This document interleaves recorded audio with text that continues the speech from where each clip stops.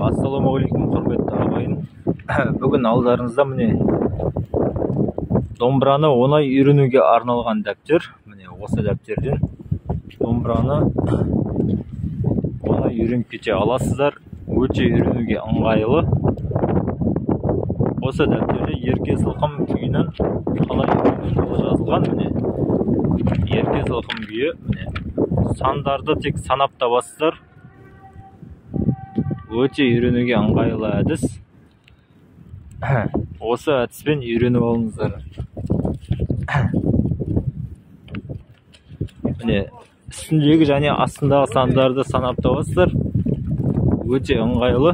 Міне қағысы мынау төменге, мынау қасында жоғарыға қағыс.